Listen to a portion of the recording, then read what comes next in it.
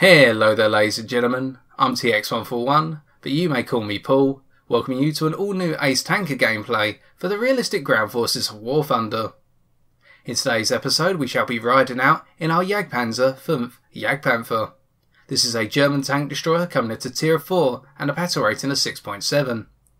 To provide you all with a brief historical overview behind the Jagdpanther, we must realise that the design was ordered in late 1942 as a tank destroyer that would combine the deadly 88 mm Panzerabwehrkanone, 43 L71 cannon and the chassis of a Panther tank, with the cannon in English being the 88 mm Pak 43 L71 cannon.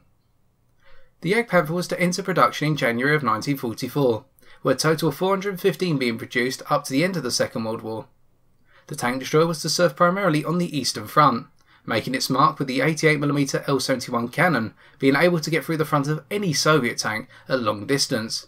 And when we say long distance here, we mean a kilometer to 1.5 kilometers, if not more.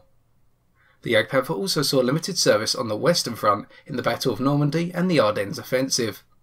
With its frontal plate of 80 mm of armour sloped at 55 degrees, this created an equivalent of a 130 mm flat plate approximately, making it a difficult tank destroyer to penetrate frontally without tanks having to come well inside its range of the 88 mm cannon.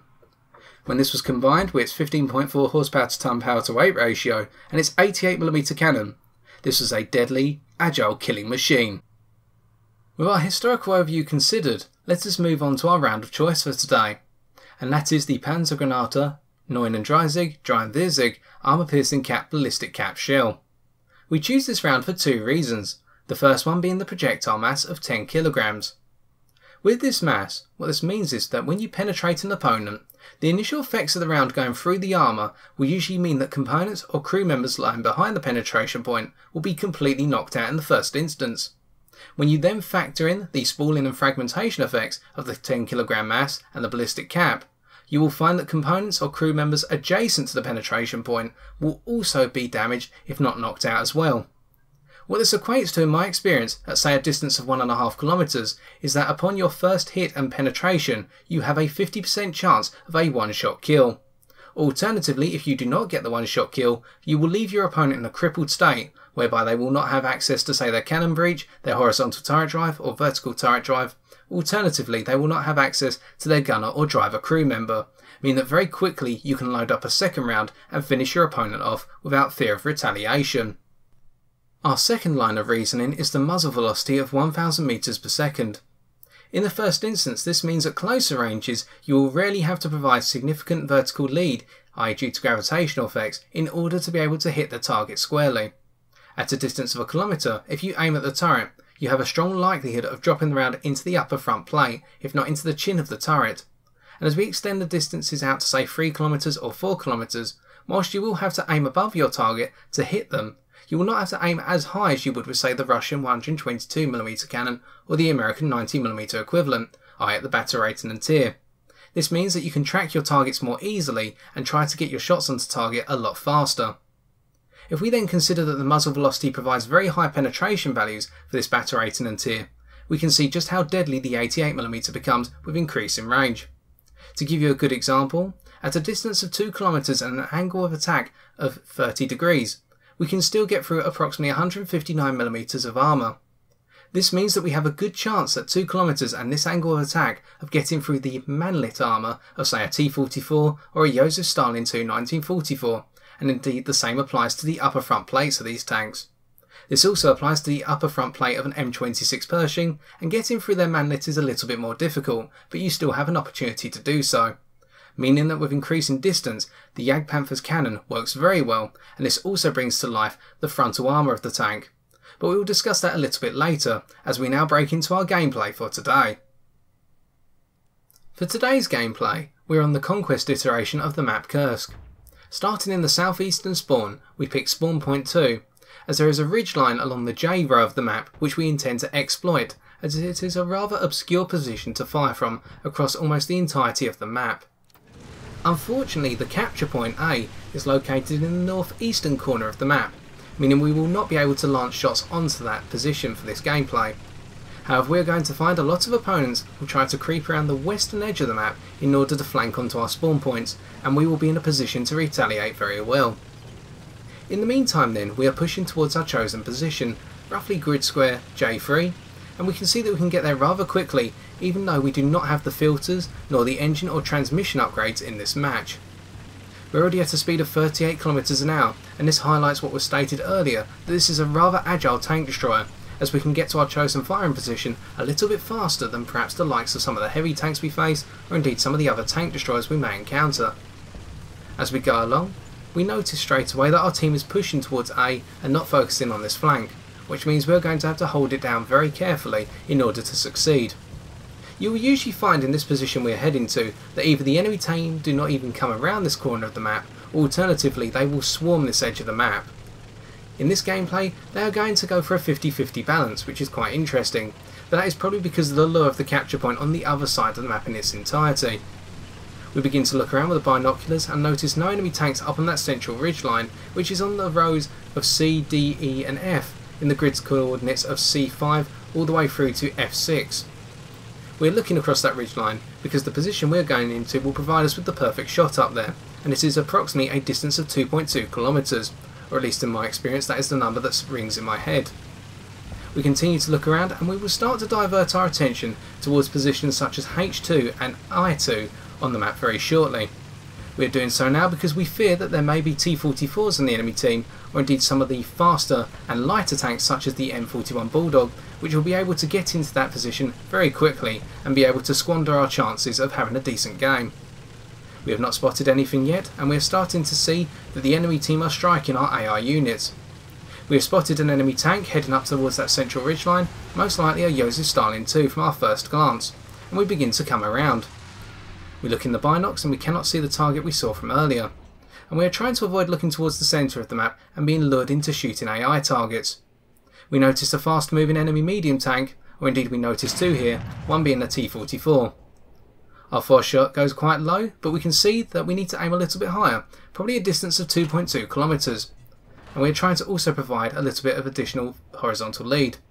But we pick up on the fact there is a Joseph Stalin II parked right out in the middle, and our first shot lands just a little bit short with a tracer gun into their track line. We compensate and begin to fire.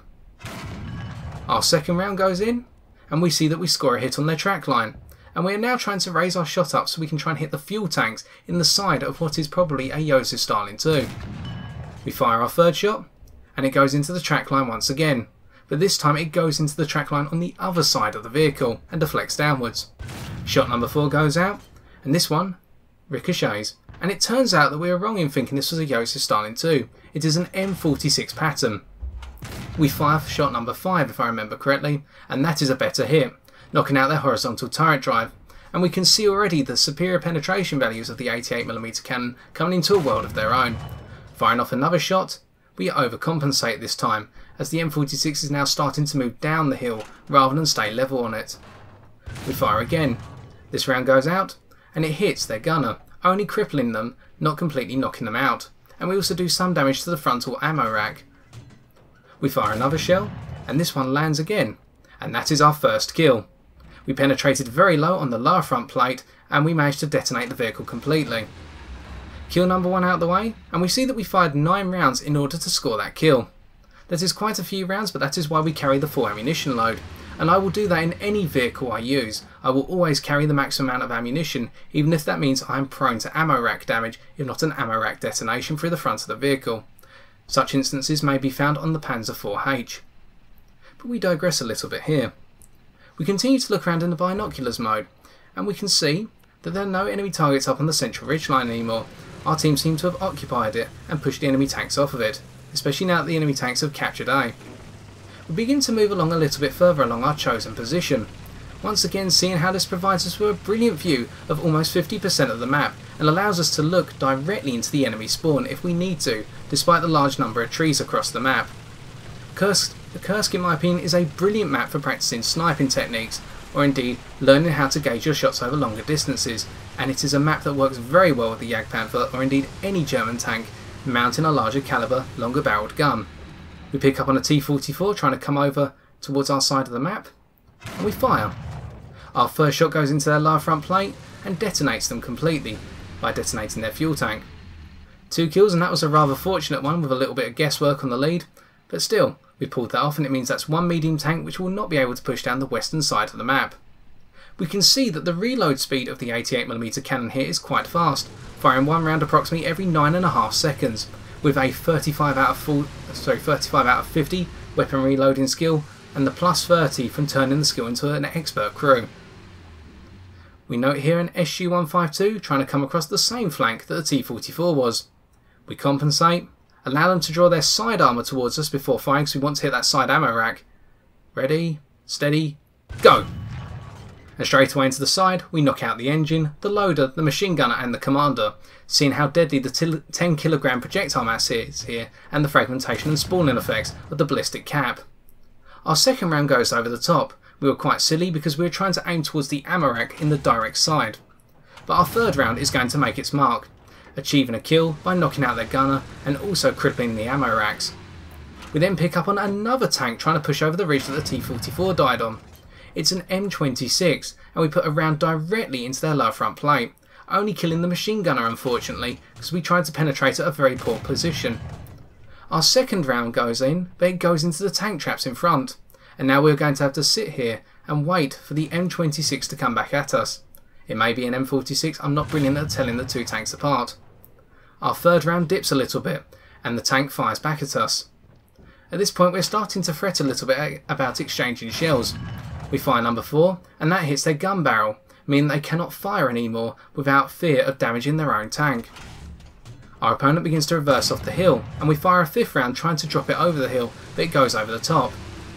Now we're going to use our superior agility in a tank destroyer, or at least equivalent agility to that of a medium tank because we are based on the Panther chassis here, to show how quickly we can move positions, and this means that we can keep ourselves in positions that are hidden from our opponents. Whether that was an M26 or an M46, that American medium tank will now believe that we will be sitting in that position waiting for them to appear again once they have repaired their gun. And we hope to upset them by pushing down towards the western side of the map even further, i.e. towards the position of H2, and then breaking back up onto that hill they were positioned on and hit them in the side. By changing position as well, this means that if our opponents do get the chance to spawn back in a fighter, or indeed another tank, they will not be able to just latch on to where we previously were and knock us out. And this is always advisable, no matter how good you are at long distance killing. Change your position every so often, even if you just move say 100 meters to your left or right, because eventually you will get someone who's very good at using the kill cam to know where you are, and they will come about and kill you, no matter how well you try to hide yourself in the first instance. We continue to push along, and we can see we are holding a decent speed, which is now dropping down towards 30 km an hour because we are going up a gradient. You have to be careful when you are being fired upon, such in the instance of the M26 and M46 there, whichever one it was, that you do not stay in the same position for too long for the reason that your opponent will eventually hit you. As whilst the frontal slope is very effective at bouncing shells, as we will come on to a little bit later, it is not ideal if your opponent is able to arc the shell onto this frontal plane, minimising the effects of the 55 degrees of angling, especially seeing as this is only a 80mm plate. We move along and we can see the knocked out SU-152 wreck standing in front of us.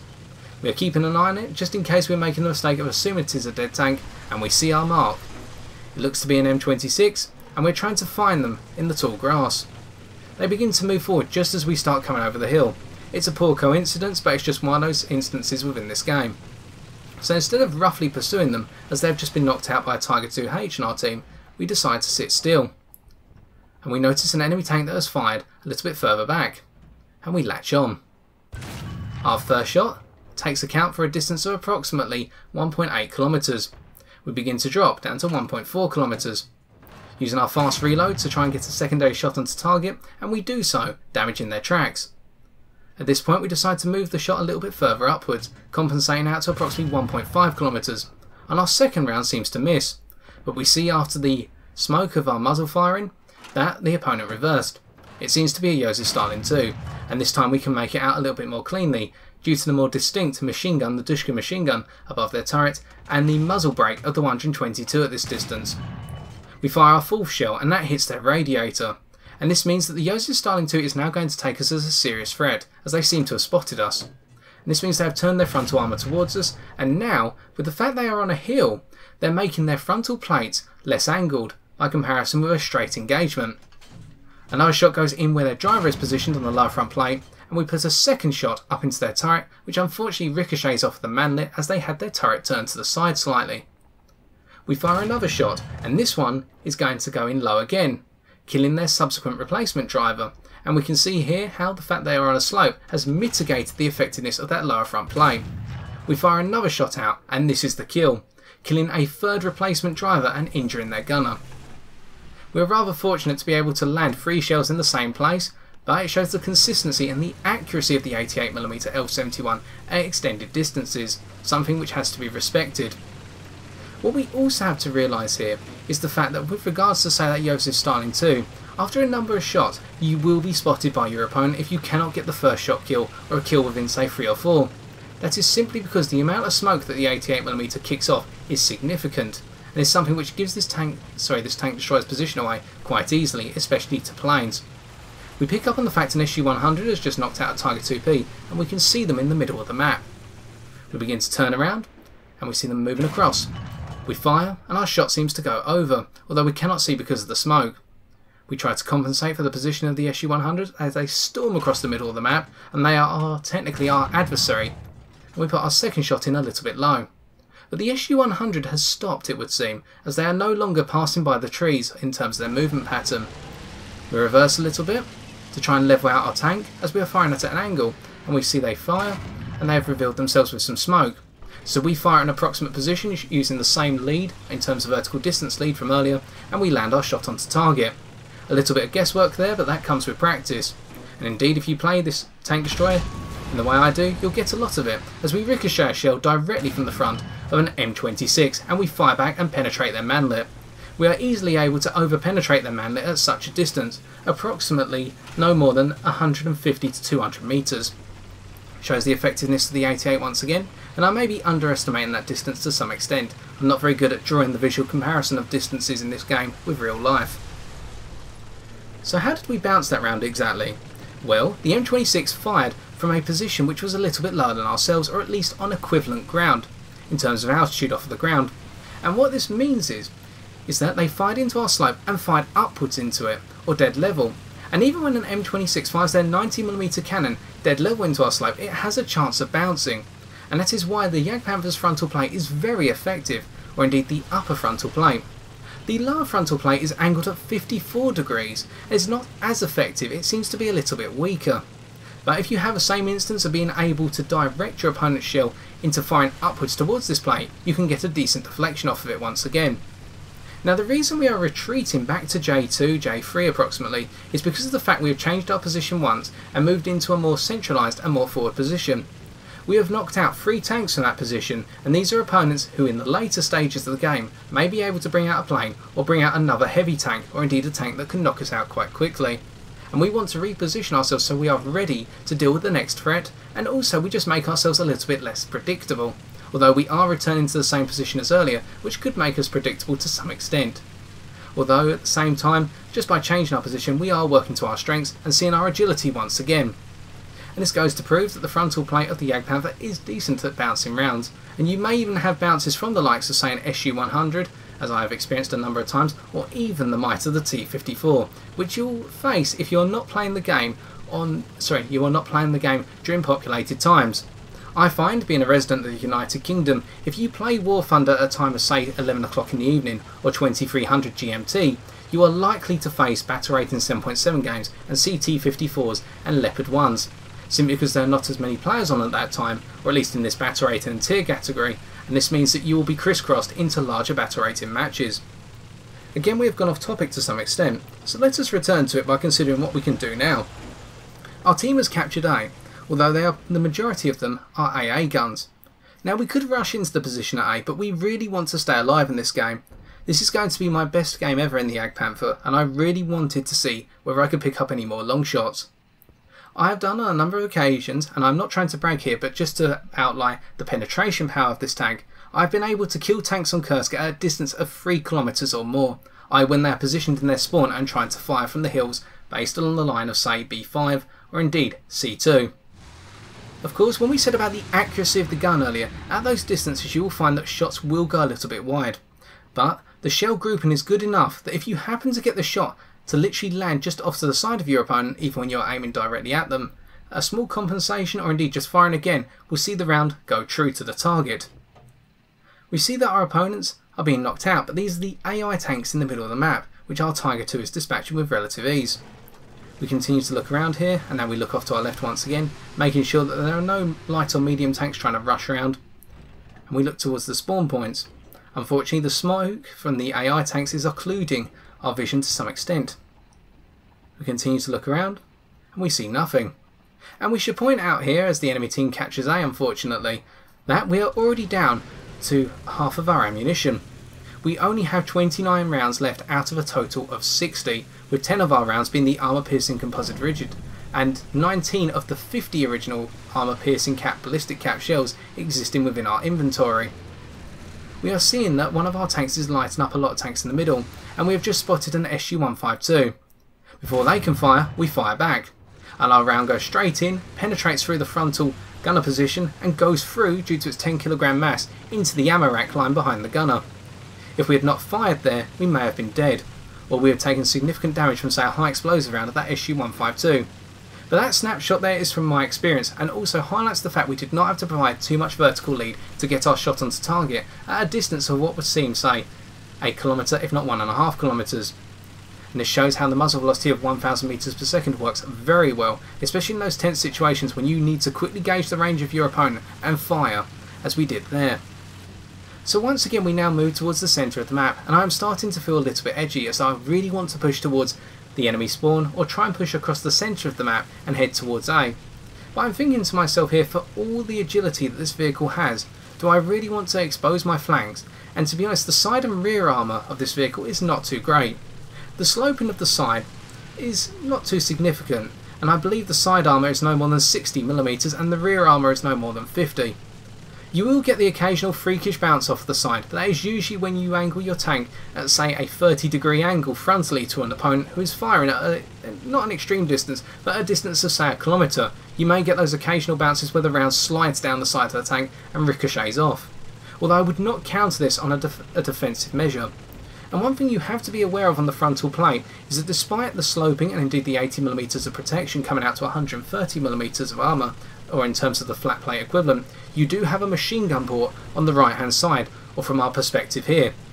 And this machine gun port can be easily penetrated, as it does not have the same sloping effects as the standard plate. It is rounded, so you will get some freakish bounces off of it, I must admit, but at the same time if someone aims squarely into it, especially at closer ranges, it is very likely the round will go through, kill the machine gunner, and at the same time has a high chance of either detonating an ammo rack or killing some more of the crew. You do have 5 crew members in this vehicle, which does make it quite a nice tank. If you do happen to lose 1 or 2, you can still replace them, by comparison with the 4 crew members in, say, a T-34 8045, sorry, a T-34 85, or alternatively an IS-2 1944. And as we look across once again, we've moved back up to a position in approximately H1 and G1, and we're just trying to gauge any enemy tanks that may be moving across the centre of the map. There is no way we are getting to A now, no matter what we do. And we notice one of our friendlies is continuing to fire the AI tanks in the centre of the map, or at least we guess. So we move forward, but we move forward gradually, just trying to creep up towards the end, and we see there was an AI M4A2 that was dispatched by our friendly Tiger II-H. We continue to look with our binoculars, making the most of the fact that we'll be able to get extended viewing with our binoculars by comparison to the standard gunner position, but the game is coming to its end, and we're just going to rest now, and look over the scenery that is the battlefield of Kursk. We've had a rather decent game, to be honest, and it would appear as though we have played to the strengths of the Jagdpanther rather well, as we fire around into the dead AI M4A2 to make sure it is truly dead. And there's the end of the game. Let us take a look at the post-game stats.